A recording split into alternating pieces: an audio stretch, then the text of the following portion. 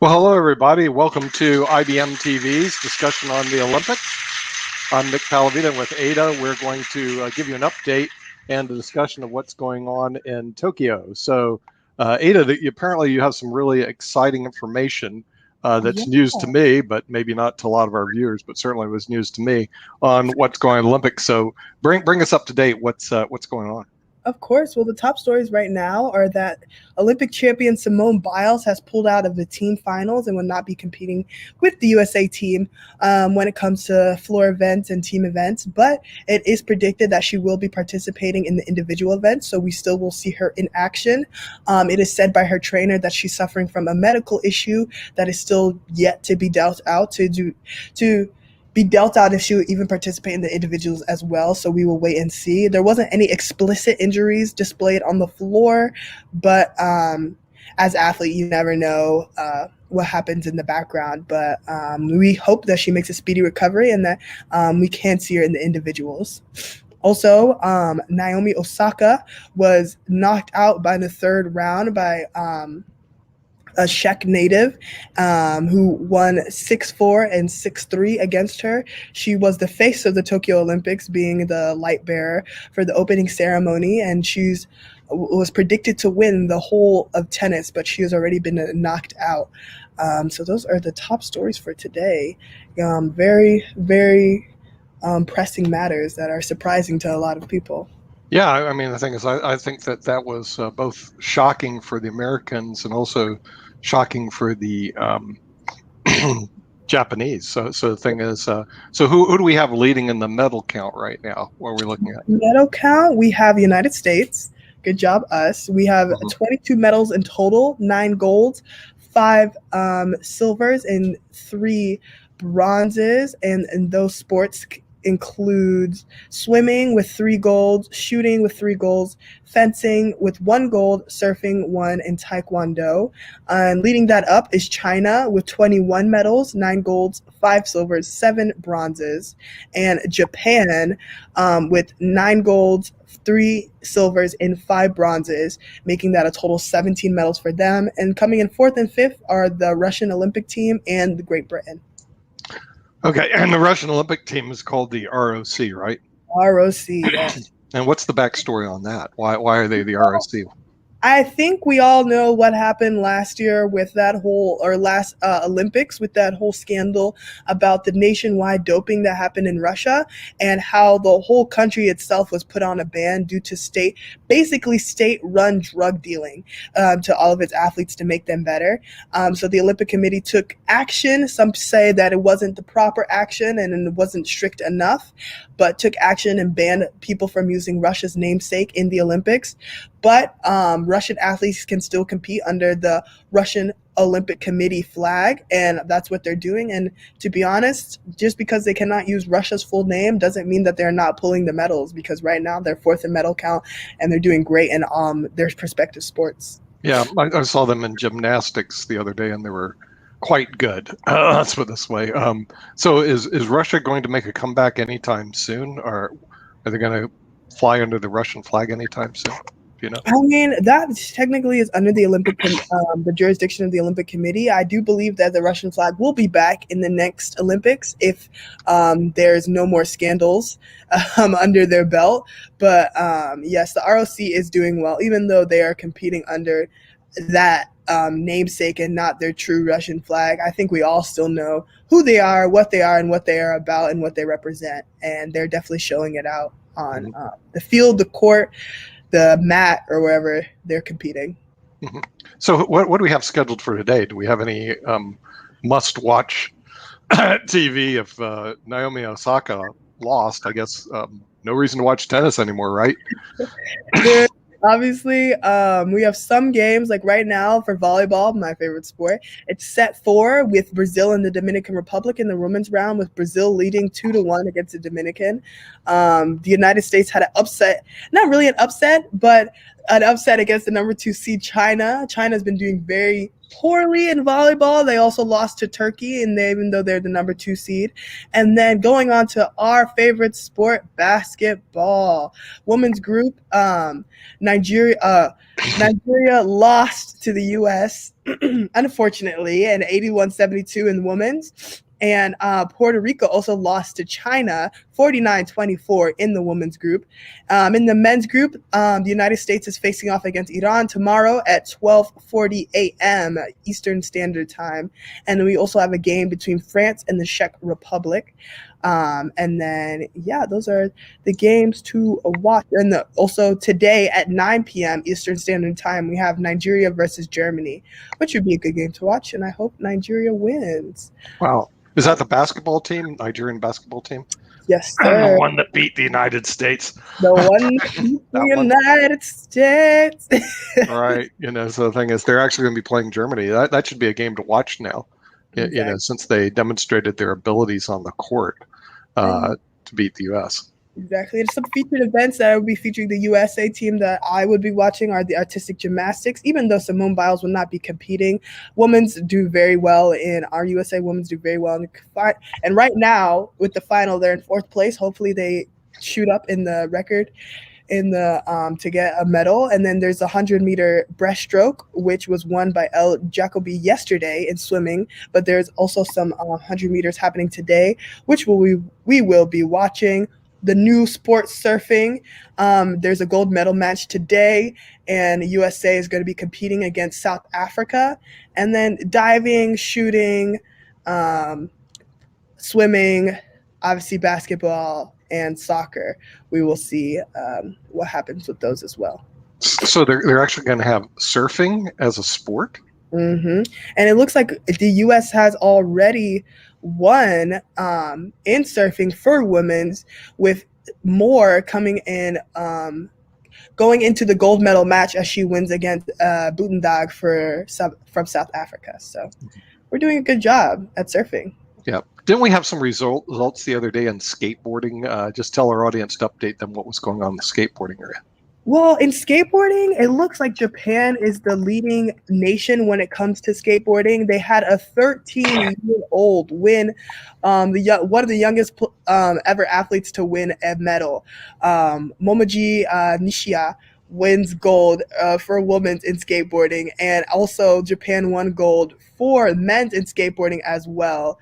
And with the U.S. coming in 3rd and Brazil coming in 2nd, and all of them being fairly young, being around 13 through 16 years old is the average when it comes to skateboarding. But it's very entertaining to watch. And Japan is definitely doing its country right, doing its home country right, and bringing that gold medal home.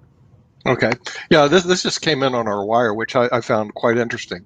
160,000 condoms Japan ordered for distribution in the Tokyo Olympic Village. But athletes have been told to wait to use them till they get home. Why would they do that? I mean, that doesn't make any sense. I don't think the Olympic Village is going to be as rowdy as in the past, especially with all the new COVID rules, the new beds. It's just the kind of tension that's in the air. I feel like this Olympics that's never there for the other Olympics. It's not as leisurely. As soon as you finish your event or as soon as you finish your sport, most athletes are told that they cannot stay in the Olympic Village anymore. They need to go home. But I mean, if the time comes, at least you're protected. So we can thank Japan. You don't want to produce more Olympic champions at exactly. that moment. That's what I was saying. I got it. Right. It seems to make sense at that point in time. Well, here's the total amount that they win from the U.S. Olympic Committee. They pay out $37,500 if you get a gold. And it's so hard to get a gold, and $37,500. Maybe we should get our billionaires to donate a little bit more to up that ante a bit. But now that you go to the silver medal, which is also difficult to get, they pay out $22,500 if you get a silver medal. Bronze medalists get $15,000. So, I mean, to be 3rd in the world and you only get $15,000. I mean, if you look at this, Ada, don't we have a little problem in equity in sports? Because I watched volleyball, And I really, actually, I like volleyball a lot. I like the beach volleyball and I like the regular volleyball. I just think it's a great sport. Yet the athletes in volleyball, they just basically, and you play for the Duke volleyball team. Is there a future in volleyball afterwards? I don't see professional leagues on ESPN. They don't seem to promote it in the newspapers. It's almost like volleyball takes a second seat. Yet it's actually a very exciting sport to watch. So is there a future in volleyball, or you're at Duke University? Is your future at Duke? How does that work? Talk to me about that. Well, it's actually very frustrating because volleyball is such an exciting game. It is such an awesome game, and it's such a high tempo game that is. And most people, when they watch it, they're like, "Wow, why isn't this more popular? It's so good." But there are professional leagues, mainly centered in Europe and Asia. There's one professional league that is starting in the U.S., but like as you said, there's no media coverage. No one knows about it. Even the professional leagues internationally are like, we don't. When it comes to monetary value, like in comparison to the other professional leagues, it's chump change, and so it's sad. It's sad because we have players putting literally their whole life on the line, getting injured, putting their all out there, putting 100% to leave on the court, and not getting really funded for their dreams and their passions. So, what about beach volleyball in the United States? Is there a professional league for beach volleyballers? Yes, there's a professional league for beach volleyballers, and it's more. I would say beach volleyball is more revenue because it's an individualized sport more than a not individual, but I mean there's only two of you guys on the team, and a lot of the beach tournaments are sponsored. So like unlike indoor volleyball where you have like teams and clubs and all of that, you can literally just have the two of you guys going to a tournament, playing for the tournament prize, and you can do that over and over and over again. Beach volleyball is not really my forte, so you might have to ask somebody else about the inner workings of that, but I do think you can get a little bit more revenue when it comes to beach. But even so, beach is a little bit more grueling than indoor as well, but depending on who you ask. Well, talk to me about the top volleyball teams, not beach volleyball teams, the top volleyball teams in the world. Well, we have the top volleyball teams by country. Definitely in the Olympics, it's definitely US, it's definitely China, it's definitely places like Brazil. We do have Tunisia and Turkey coming in very hot, but they are both Tunisia and Turkey are topped by Italy. Italy is very good, and then we also have Japan in there as well. And then all of these teams, and obviously Russia, obviously, and all of these teams do have their respective professional teams, and a lot of the USA girls actually play internationally for these respective teams. For instance, a good friend of my mother's, actually, our moms are really good friends. Folupe Aurakindewo, she's the middle for the USA team. She plays for Japan, and not Japanese, the country, but a club in Japan, or an affiliation in Japan, and she does great. A few of my friends that I play with play for the Swiss team, play for the Serbians, play for the Italian club teams, which are not representatives of the state, but are representatives of their certain area, and so anybody from around the world can come play for them. So it is. How about our women's volleyball team? How do the USA stack up in women's volleyball? Your area.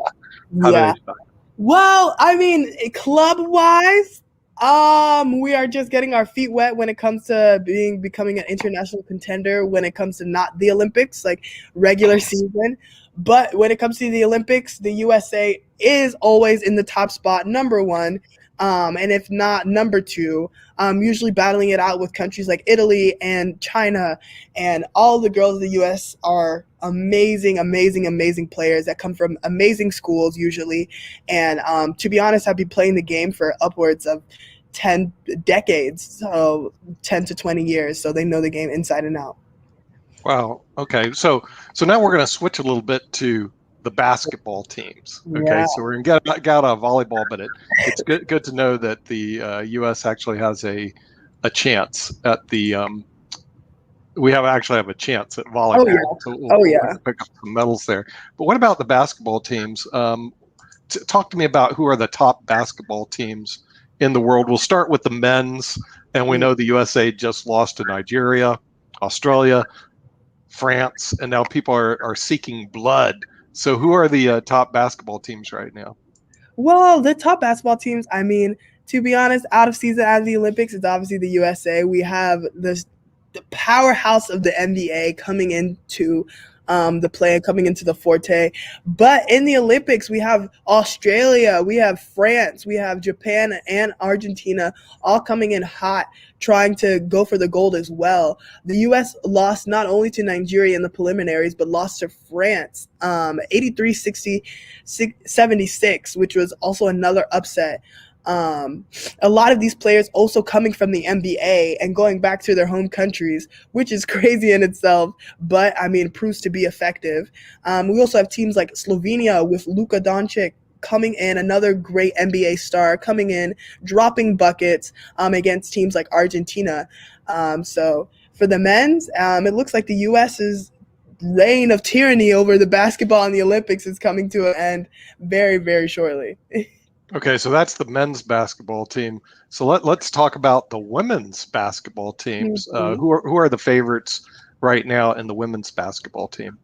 Well, the favorites right now are obviously the U.S. with characters like Sue Bird and other players who are just have years of experiences, but also upwards amount of talent. They won against Nigeria today, actually this morning, 81-72. And then we also have teams like Belgium who beat Australia 85-70, and France or Japan who beat France 74-70. So we're looking to teams like US, Japan, and Belgium. But also talking about basketball and women's basketball, we have to shout out definitely the USA 3x3 basketball team who remains undefeated and is looking to get the gold as they stay unbeaten to clinch that top seed. So we're very impressed by them. And 3x3 being a new sport added into the Olympics that everyone is not just calling street ball by the looks of it. So very good ups to the U.S. on that. Yeah, but street ball is fun. So the thing is, what's Ball's wrong with 3-on-3? I mean, that's you do play that a lot. Okay, so let's move over to a very exciting topic that you mentioned today, and it deals with Simone Biles basically being out of the Olympics, or at least in the individual competition. Talk to us about the gymnastic teams. Who are the favorites in gymnastics in the world right now? What are we looking at? I mean, for gymnastics, we have definitely Russia coming in as a top contender, the Russian Olympic Committee, Japan, and China all being top contenders along with the U.S. And now that Simone Biles is out of the team finals, this can give a chance to these other teams to make their mark essentially and see what they can do to clinch that gold in the team finals. And the women's artistic team all around, we have the U.S. currently, which is live currently, leading in that final. They were fourth at one point earlier during this talk show, but now they are leading in this team all around without Simone Biles. So this is very good news for us.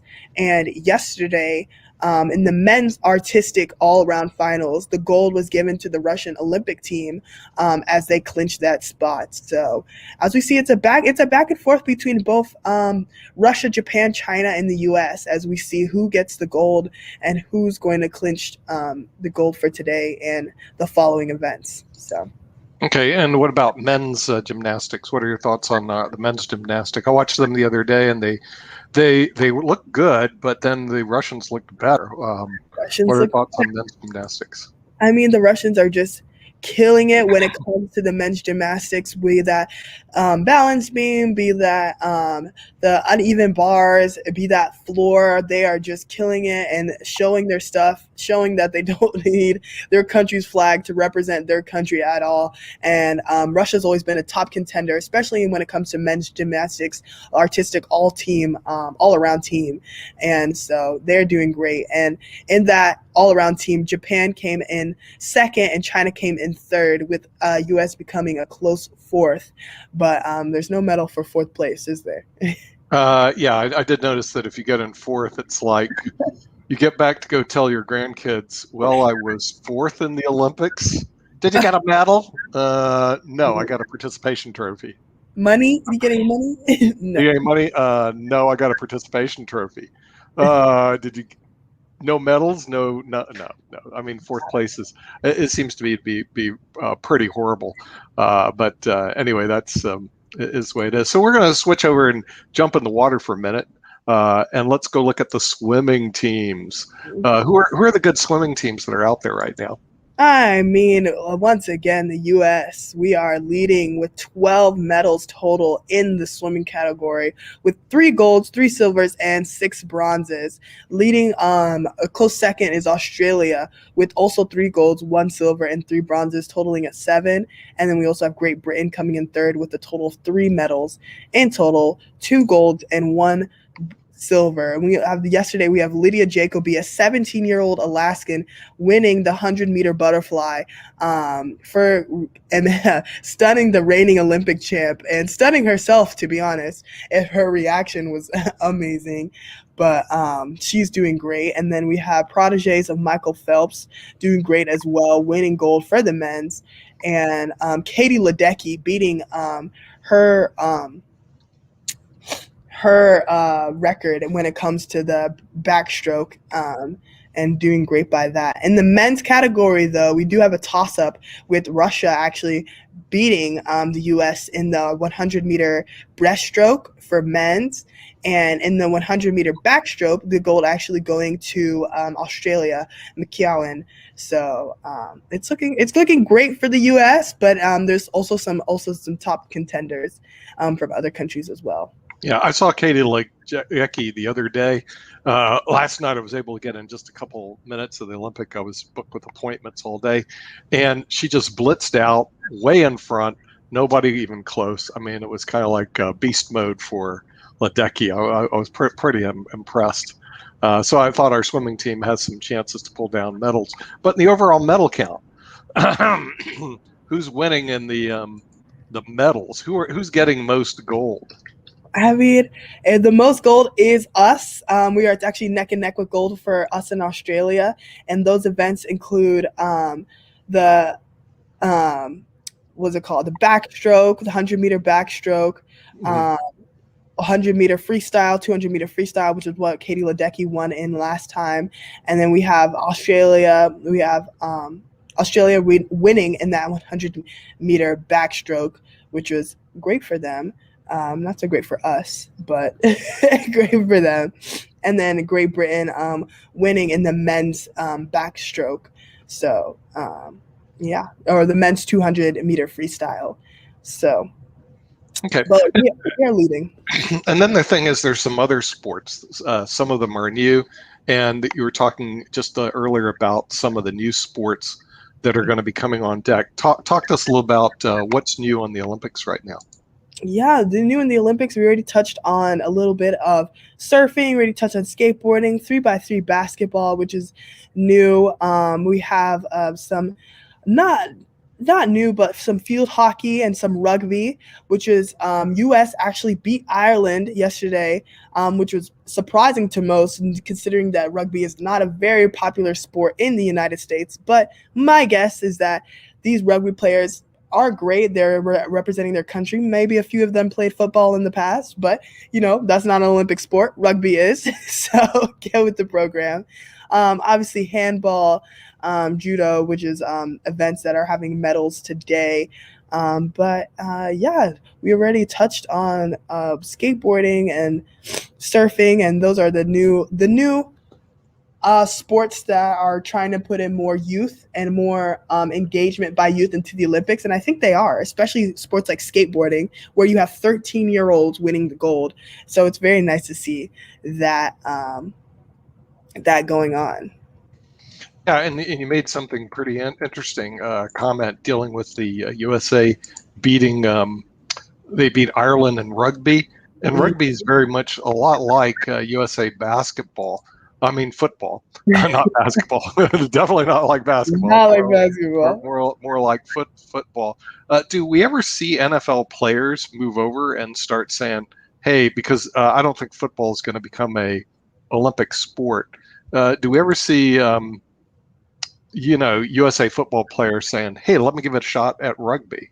I They would be, it would be amazing if they did do that. I not in recent memory do have I seen a USA football player say, I'm gonna play exclusively rugby in the in the Olympics, because many of these seasoned rugby players from the US know the game inside and out, and would honestly, I think, be disrespected if a football player just came into their field thinking that they could play the game, thinking that there's no difference in between the two when there's a multitude of differences.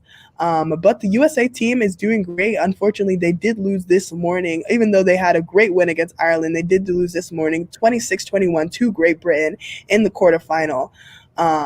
So that was very sad. And they did lose to South Africa yesterday, 17-12. So we are seeing what the USA can do more if we're still in pool play. So to be determined about which teams will go forward and get the gold for rugby in Yeah, the Olympics. yeah. To me, that's pretty sad because I would like to see, just curiosity, to see some of the big, fast, strong NFL players playing rugby, because you know how fast they are. I mean, unbelievably fast, and it does make a difference. Although the sport is totally different, so they would need to ramp up and learn, but there may be some crossover because that speed is just amazing, which you see in the NFL, which even when you see the difference between college and the NFL, the speed is just so much greater. And I want to see if it would be able to translate on a rugby field. Yeah. That's all for the US. Excited to see the women's play rugby. We have tomorrow with pool play, with the United States facing China at 9 p.m. Eastern Time, France facing Fiji 8 p.m. Eastern Time, Canada versus Brazil at 8:30, and Australia versus Japan. So all those teams, best of luck. Obviously, best of luck to the U.S. as they face against China. And I love seeing the women's go against the grain for rugby as well. So Wow. excited to see those matches. Yeah. So what do we have scheduled for today? What are we going to look at today? Well, we have some medal events today, being that in canoeing and kayaking, in cycling, in diving, equestrian, fencing, gymnastics, judo, rowing, shooting, softball, which is an amazing sport to watch, and the U.S. is leading in when it comes to softball, swimming, taekwondo, triathlon. And considering the triathlon as well, yesterday Bermuda got its first gold ever with their triathlon athletes. So big ups to Bermuda and a great job to them. And we also have a medal match for weightlifting. Considering the US specifically today, we have a lot of things going on, a lot of things that already went on, with the draw with the women's soccer against Australia, a live between Japan and the U.S. actually going live right now. Japan is leading 2-0 against the U.S. when it comes to softball, but we will see at the end of that game. And then we also have U.S. winning against Poland 33-26 in fencing. So we will see what is in store for us today. Okay. Do we ever see this? We'll have to put our research because Bermuda winning in gold, I think, is pretty cool. I've been to Bermuda, and it's just a great little country. Unfortunately, it's a little island in the middle of nowhere, in the middle of the Atlantic Ocean. How it got there, no one ever knows. But winning its first gold, I think, is great for that country. But there are several other countries that we actually broadcast in. One is Liechtenstein, and the other is Mauritius. Now, both those countries, we have to go check to see if they have anybody, because I can tell you they're pretty small countries. And the Prime Minister of Mauritius has been on our show before, and the Prince of Liechtenstein have been on our show before. So we've had both of them on the IBM TV network. Very, very nice people. Prince Michael actually is a Prince of Liechtenstein, and they own one of the largest banks in the world. And he's one of the wealthiest royals in Europe, wealthier than the Queen.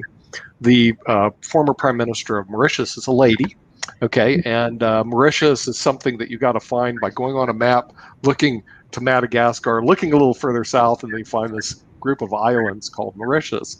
But I'm wondering, not everybody sends teams to the Olympics. I'm wondering if anybody from those people were able to find any from there. Well, unfortunately, Liechtenstein is not in this Olympics. I don't see them at all competing in this Olympics. But Mauritius is making a very significant dent. We have them coming in fourth in the men's 100-meter freestyle. We have winning first rounds men's welterweight in boxing yesterday.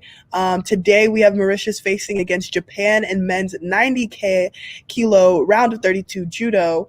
Unfortunately, they lost against Brazil yesterday in badminton in the men's singles. Women's breaststroke 100-meter, we have Mauritius coming in 7th place. And for weightlifting for women's 49 kilos, we have Mauritius coming in at 5th place.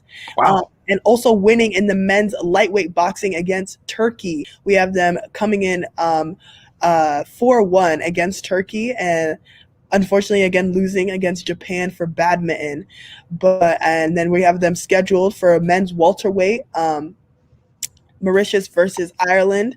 And again, Mauritius won against Canada for welterweight a few days ago, July 24th. So they're doing great in boxing, and they're top contenders when it comes to swimming and badminton, and weightlifting. So they are making a dent. That's pretty good because their country isn't that big. They only have maybe 37,000 people. So it's just like Liechtenstein. These countries are not huge, but to make a dent like that in the Olympics is very impressive from Mauritius. So maybe we can get the Prime Minister. I have to go to Ben, who runs our show, Swiss Impact, to get the Prime Minister of Mauritius on after the Olympics is on, because I think they have a great result. You know, if they're able to do that much with that few amount of people, I think that's pretty impressive. So, well, anyway, we're going to be looking forward to that. I noticed that Tonga actually sent some representatives, but like I said, not all countries actually do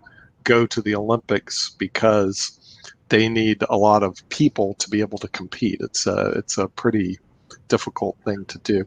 Also, we're looking forward to, we may be having some Olympic champions on this show. We're in conversations with them right now. When you're in conversations with them, they're coming late to the party. We're going to see if they're going to be able to join in our later programming. But right now, we're going to tell everybody goodbye. We're going to see you all tomorrow, and hopefully we'll have some more people on. And thank you for watching the Olympic show on the IBM TV network. And tomorrow, hopefully, there's going to be some new news. If you haven't got the news, stay with us for about 30 minutes, and you'll be updated on the Olympics. Thank you, Ada. Did a great job again, and we'll see you all tomorrow.